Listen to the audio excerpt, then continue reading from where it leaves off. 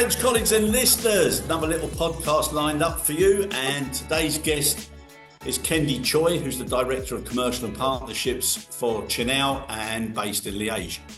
Kendy, absolutely lovely to have you on. Thank you very much for having me, Chris. Really, it's a pleasure. It's also a pleasure to have got to know you better.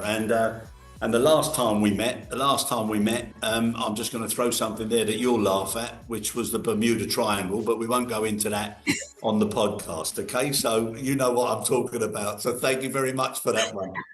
Right. So to start with, Kendy, you're getting quite a profile now in the industry. You're invited as guest speaker. You're on various panels. You're moderating, and people enjoy listening to you, as I do. So how did you get into that? I think I have to thank Parveen for that, Parveen Raja. She actually asked me, I think now 2 years ago, to join a panel on the ACHL in Athens. Yeah. And I wasn't really sure, but she really convinced me to do it. And I would say since then, things took off. And generally, I have to say, I really enjoy these conversations because I do think we bring a deeper level than the usual, more generic and general conversation on stage. And we have the different stakeholders on the panel. And yeah, it are always really good conversations. Yeah, no, and I must say, I've enjoyed it as well. And you come across very natural when you're up there. Now, with that in mind, okay, and you're very passionate and you're very engaged, and you're always thinking beyond the next few steps. How did you manage to get into the business and into Cainiao itself? Into the business? Yeah. Purely by coincidence, because honestly, who would enter the cargo industry just for the sake of being in the cargo industry? I've joined an airline in my early 20s just purely for administration, and then somehow got into sales. There I got to learn all the different verticals. Yeah. Pharmaceutical was a very big one that they did not really dare to start at that moment. So developed that one actually for the airline. Got out of the airline, was interested in live animals, and then actually worked for a good 6-7 years for a live animals shipper, because that was what I was interested in. Things were going a bit too slow. Then I moved back to an airline, which was Airbridge Cargo, as we all know. Still have to say it was a fantastic company. So they're very mature in all the products and verticals that are. But then e-commerce was a very big question mark for everyone. What is e-commerce? How to define e-commerce? Can IATA define e-commerce? Who can give the actual data? And it was at that point that I decided, okay, this is the one thing that is not known in the industry. How can I get to know more about e-commerce? So then I joined Cainiao. Right, good. And then obviously the new facility in Liège, which is very, very impressive. Yes. So the facility was, so we joined as the first core team in 2020. And at that time, nothing was built. It's just a plot of land. So we have really started up from the grounds. We were part of the architectural designs, I would say, the entire mapping of the warehouse, the partner selection, really everything. And today I can really say that it's a great facility. We've made great investments, and the throughput and the efficiency is really high. Yeah. I must say, and it must be fantastic to have enjoyed the journey, without just focusing on the destination, because you were involved in so many different elements. Exactly, because from the core, I'm business development, right? But when you start building, there's not much business to develop. At that time, you are really involved in anything. At that point, I actually took the security part. I took the security part in the beginning, in the build-up of the company. Yeah. Nice one. Now, an obvious question, Chair. As things started to progress and then the business started to roll out, what sort of fresh challenges did you start to see once you started the business up there in Liège? That at that time, companies were not really ready for Liège. Yep. And at that time, Liège was, quoting some, a black hole because nobody knows what is happening there. Then again, Liège was at some point getting all the e-commerce in, right? Yep. And none of the handlers in no, at least European station, at least, can handle this flow all of a sudden. European handlers are not accustomed to handling parcels, I would say. So that was Yep. really on the parcel level. And that was the first thing we saw in the first year we started to be operational. And actually throughout the entire community, even Germany, even Netherlands, when e-commerce just started booming, all the handlers were really suffering Yep. to get the cargo out and on time. So that was the first thing. And we learned from that. And the next year, everything went completely smooth because we learn, we build our case, and then we improve. Yep. No. But it is amazing, isn't it, when you think how integral it is in everybody's daily lives now, that people struggled with it at the beginning and weren't aware of what was coming. Yeah, people generally are not aware of all the work that is done by so many companies. Yeah. Uh, Yeah. I yeah. mean, it's like basic. It's like basic. I was talking to somebody the other day, and they said that they were remembering when they first heard the word Amazon and about the bookstore, and about how nobody thought that that would ever Yes. take off, and what the share value was then, and how people wished they had a little bit of confidence in the changes that were coming. And with those changes, which are always coming, what do you see now as the major opportunities overcoming the certain challenges now with the various changes in tariffs and also what's happening with the regional, distribution of where the normal trade lanes were and how they're changing now? Hmm. I think the opportunity here is really to see that you need to diversify. You need to diversify your lanes, your revenue streams as Yeah, well, um, and expand into different regions, tap into other regions. So let's say some companies had a strategy 2025, 2026 to do that. But then when these changes come, well, you need to switch fast. You need to yeah, be present in other markets and making sure that if one is not working, you still have a backup of the other yeah, and accelerate the becoming of a new entity somewhere else. yeah, yeah. No, 100%. And I think there's a lot more focus now on South America because of what's happening in North America and parts of Africa and the way the routing is changing. I mean, it's an ever dynamic model, isn't it? Right. So you would say, for example, you know how Saudi Arabia is really coming up, right? Yep, So you would yep, say, okay, Middle East is a big point at this moment. But then what just happens? yep, And immediately, whoever wanted to jump into that might be a bit more reserved. yep, And that is how you constantly need to be aware of what the market is doing, but also what are the next steps that you can do. And it cannot just be one step; it has to be several. yeah, yeah. And when the changes in tariffs and values and everything happened, I mean, that was virtually, I don't want to exaggerate by saying it was an overnight change that people had to accommodate, but it virtually was. Hmm. Yes, yes. And for e-commerce companies, but then it's each of the shackles of the supply chain, right? The e-commerce companies immediately have to adapt, following the forwarders that have to take another direction as well, because e-commerce shippers said, okay, I don't want to go there anymore, we need to shift to that. Yep, Capacity on the airlines also changed, or charters. All of a sudden they had commitments, but then how do you serve your customer? Do you say, no, sorry, you committed, you keep your commitment, and whatever financial agreement we had, you stick to it?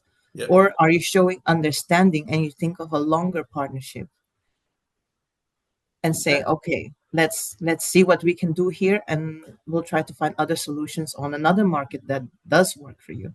Exactly. And also forwarders, all sizes of forwarders with the customs entries and the changes that they've got to have with systems. I mean, that was a huge challenge. Yeah, yeah. So the impact was very, very big. But for each one of the chain, it had yeah, it had different different Yeah, impact. yeah, Yeah, yeah, but it was a struggle for everyone, for sure. yeah. Now, one thing I wanted to ask you, and you mentioned there about Liège being the black hole, and now it's changing, and it's getting Yeah. a good reputation now as being cargo focused, and obviously I've met you there several times.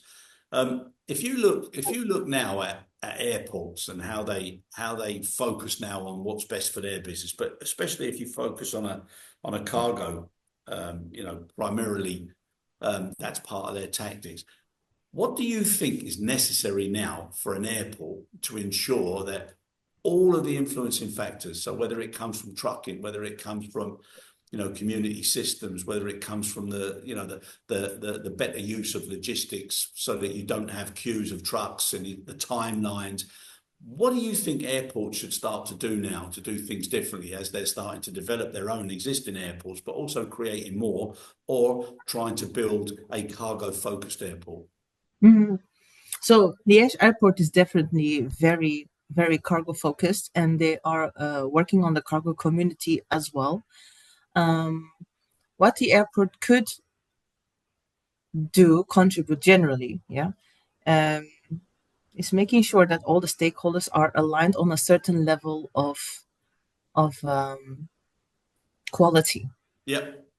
yeah, to make the entire airport uh, sexy, attractive, Yep. or giving confidence to your customers or airlines or e-commerce shippers to go there.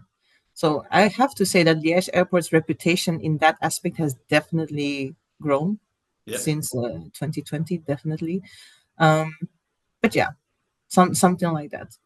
Truck slots, booking systems, slot booking systems. This as a cargo community could also be seen as something to improve overally on the airports. Then a next thing, maybe more very general, is data connectivity between Yeah. airports. Liège Airport is working with some key airports, I would say, or some airports are more having more routes than other airports, and from these airports, perhaps data connectivity would be interesting Yep. for all the stakeholders to have real time live information. Yeah. No, I agree. And can I ask you something else now, Kendy? Everybody's talking about AI and the value of it and the fear of it, and is it going to take over and is it going to do this? Is it going to do that? But at the end of the day, the speed and the support that it can give to some of the, shall we say, more cumbersome exercises and controls and measures that we've got in place. If the right level of data is fed in, the amount of forecasting and more accurate, things like, shifts, equipment, how to make sure that you're able to cover in peaks. What do you do in worst case scenarios? I think it's invaluable, but people just need to embrace it and load it with the right criteria for it to analyze. Yeah, totally agree. Totally agree. We are experimenting a lot with AI. We actually have a lot of AI already feed it into our daily tools. So this is Yep. what the company also provides us with. Um, but then in terms of cargo handling, AI could help an airline a lot with optimizing the buildup. Yep. Optimizing buildup means you have more revenue. Yep. You, and if the airline is happy, the ground handler is happy, Yep. Yep. and then everyone is happy. Yeah. Yeah, and it's an area, Kendi, where so I'm saying fortunately or unfortunately, I've been in the business a long time. But one of the things that I always used to think to myself was, if people had better understanding of what comes next or what they can do to influence the success of the process. I mean, if you just look at a basic freighter load, the percentage of cargo that comes into a GHA dictates how the GHA can optimize capacity and be as time efficient and productive as possible. If that data was fed back to some customers, I'm pretty sure that they would think to themselves, well, do you know something? If I help you, you're going to help me, and we're all going to help the customer. So if we did things in a better way, the end result would be far better. But I don't see that happen very often. Everybody says, and they always use this word collaboration. Drives me mad when I hear it, because at the end of the day, everybody says, yeah, we have to collaborate more. And then as soon as they walk into their own environment, it's just self-focused and silo mentality. And I think that's the biggest thing that needs to change. And I think the change will come because of data integrity and data use. Yeah. So this is something I think I've mentioned on every panel already, is that the data integration between the stakeholders is really, really so important. And it's really not because one doesn't want to. It's usually because if they are not coming from an IT background, so our company we have a tech background. So Yeah. we develop product, actually, we develop the IT system behind anything that is needed. But if the companies are using the legacy IT companies, then the only thing they can is rely on that IT provider and ask them, could you help me to create an interface with that company? Yeah. And either that company charges a lot, either it's very slow, or it just doesn't want to, because it doesn't want to share data. And then the customer is stuck because of these reasons. Exactly. And it's such a shame, Kendy, Yeah. because the only way a team wins is together. And when people play for their individual positions in a team, you might get the odd win, you might get the odd draw, but collectively it's not the best outcome. And I think that's the mental change that the business has to cater for. All the trendy discussions that go on now, at the end of the day, we've got to be better, smarter, quicker, and more agile, and we've got to be more aware of the worst case scenarios, because they're coming in quicker waves. Whenever you're trying to surf and you try and count the fifth wave or the seventh wave, well, there's a change now every second or third wave. It's crazy what's happening. So if we don't get better and more agile, it's not going to improve to the level that's necessary. I've got one last question for you. Okay. Now, I've spent a bit of time with you. I've seen the metrics that you hold, very important, and the transparency that comes from those metrics. Development of people, Kendy. I mean, that also now is a big challenge, isn't it, moving forward? Because there's been a drop off in our industry, and then there was a move, and especially accentuated by COVID, that brought people into thinking that LMS was the perfect outcome. But unless there's practical capability injected back into the business, it's going to start diluting and diluting. Mm-hmm. So what COVID taught us is that each and everyone has to be very accountable and be very focused on performing even when no one is watching. Yep. Right? Your individual performance. Which When we is not a speak natural trait of human beings. Yeah, well, but then these metrics for people, it can be pre-designed, right? And you can even ask people, we have this project, what is it that you would like to achieve and contribute to the project? And let that person write their ideas. And then you take the whole teams, and then you assess, okay, put that all together, will this contribute to the project? Usually it does. If you allow people to speak about how they see the project can move forward best, you really can get very, very nice results, in fact. Yeah. And then you make that in something measurable, and then you just take off from there. And people will be happy to see that they can contribute in something that they have designed themselves. Yeah, no, I agree. There's only, I always, and probably people are sick of me every time I get the chance to say it, but it's people, practices, and performance.